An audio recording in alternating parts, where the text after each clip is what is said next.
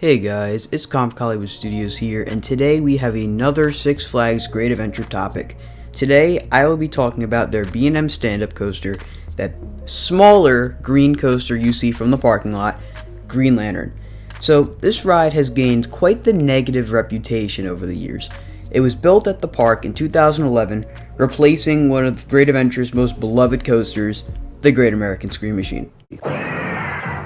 It's here, the fastest, the tallest, looping coaster on the face of this earth. And if you like this performance, wait till you catch it live. The Great American Scream Machine, only at Six Flags Great Adventure. This ride was beloved by many park fans, and they were certainly devastated when it was announced that it was being removed, and many park fans hoped for a really good, worthy replacement. And then Green Lantern came along. Most people at that time did not think it was a worthy replacement. It was seen as a rough, painful ride that really didn't deliver much better of an experience than Great American Scream Machine. When I first rode this ride back in 2016 when I was first tall enough for it, I hated it. I didn't like the ride at all. I thought it was really painful on my legs, it hurt my crotch, and it was just a rough ride. However, ever since 2019, I've begun to develop a newfound appreciation for the ride. It's actually not as bad as people make it out to be. Dare I say, it's a great ride. And here's why. So for starters, let's take a look at the statistics for the ride. It measures 154 feet in height with a 144-foot drop with a max speed of 63 miles per hour. There's 5 inversions and 4,155 feet of track. These statistics are very similar to a highly praised stand-up coaster named Riddler's Revenge at Six Flags Magic Mountain in California. This ride gets all kinds of praise from people I know that have ridden it, and it's overall considered a really good ride, whereas Green Lantern is hated by many. So, I knew that I had had many good rides on this ride with a few bad ones, so my most recent visit to the park, I decided I'd go give it another ride to get a fresh opinion for this video. Just to put it into perspective, I had a group of like 10 people, and I was the only one who wanted to ride. That should put into perspective how bad of an opinion the most people have on this ride. So I went on, assuming I would probably wait for the front row. I wound up seeing that back row was open, and given that I had never done back row, I figured I'd try it. I was a single rider, so I got 3 people matched with me, so I did not get my preferred seating. I got stuck on the left edge seat. But let's just say I was blown away by how good the ride was. Not only was it intense and fun, it was smooth. It did not bother my legs at all. My head remained pretty much in place the entire ride with a couple exceptions, and even though I was on an edge seat, it was just great. And I even heard the people next to me who I did not know them say that it was actually good. So, why does this ride get so much hate? Well, for the reasons I mentioned. It can be painful on your legs, it can definitely hurt your crotch, especially if you're a dude, and it can hurt your head from the headbanging. I noticed this happens when you're riding in rows 3 through 6. Anywhere that's not row 1, 2, or the back row tends to be painful, to say the least. I've had plenty of rides on this ride, both in the front, second row, middle, and of course now a back row ride. And I can see why some people don't like this ride when they don't ride in the seats I mentioned. It can hurt. I've come off this ride with pulled muscles, with a headache, and barely being able to walk. However, those rides are few and far between compared to the rides I normally have on this ride. So, let's take a look at the ride element by element and break it down from the lift hill to the brakes. Thanks to East Coasters for letting me use his POV of Green Lantern, so let's get into it. You're going to start off by going up the lift hill, which has some audio playing that tells you something about Green Lantern. It's very hard to understand what it's saying. Then you will crest the lift hill, go through the pre-drop, and get a great view of, well, the parking lot. Yes, this is a parking lot coaster, but whatever, it's not a huge deal. You'll then drop into a left-hand turn that leads you up into the straight drop. Now, when you're in the back row, or even the front row, you do get some really weird weightlessness on this drop. It's by no means great airtime, but it's a really fun drop because you're just kind of floating there, waiting for you to hit the bottom of the drop.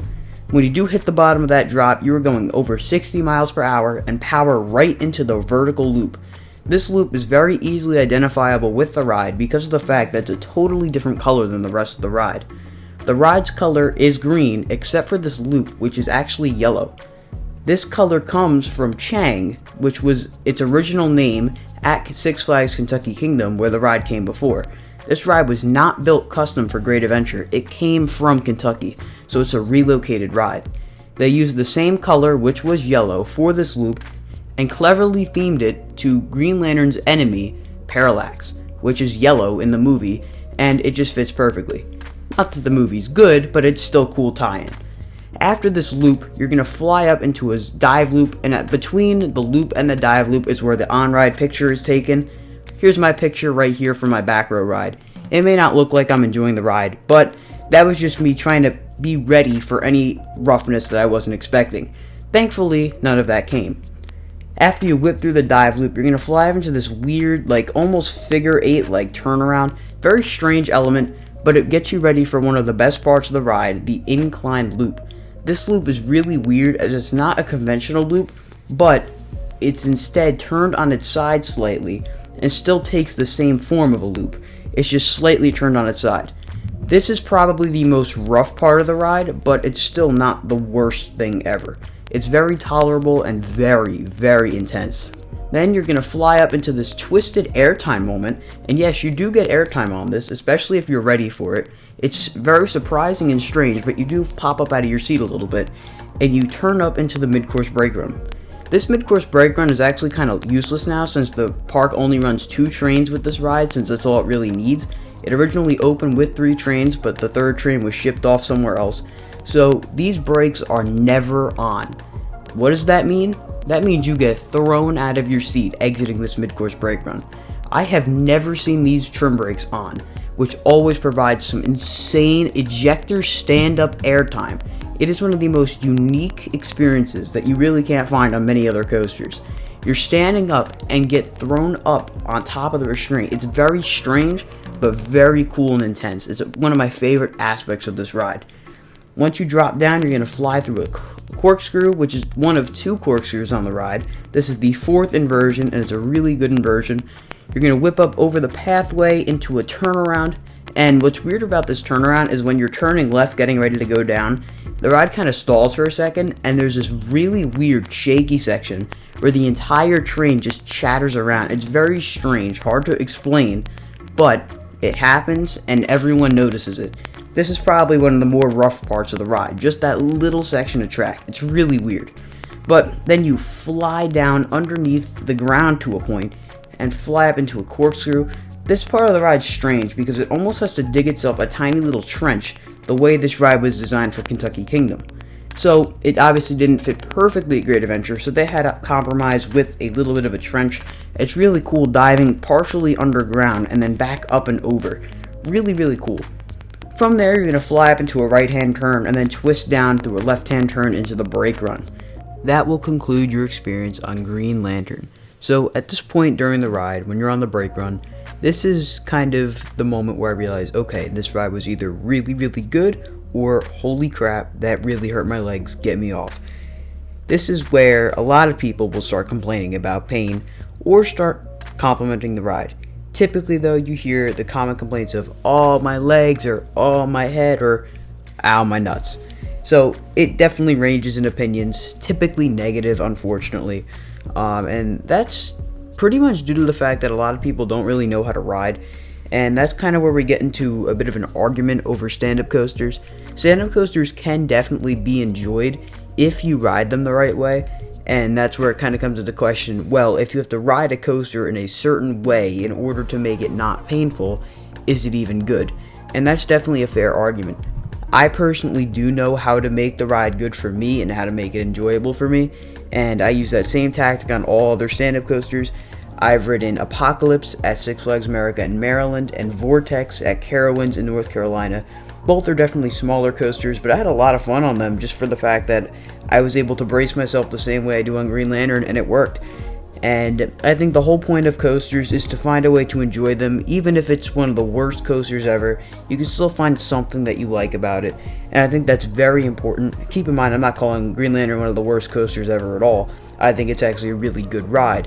But even if you are not a big fan of Green Lantern, I do encourage you to get back on it and try to have a good experience. just to give some pointers, the way I have a good experience on Green Lantern is I'll try to slouch my legs just a little bit. That way, not all of the stress is going onto my legs from the strong forces of the ride. A lot of it will go on my butt, which is sitting on the bicycle seat. I know that can definitely be pretty painful, especially if you're a dude, but if you can deal with that and find a way to maneuver yourself forward a little bit, it's going to be a great ride, especially if you can avoid head banging. Typically, I'll just pin my head to one side of the restraint as opposed to putting my head forward. I always find that makes more head banging as opposed to less.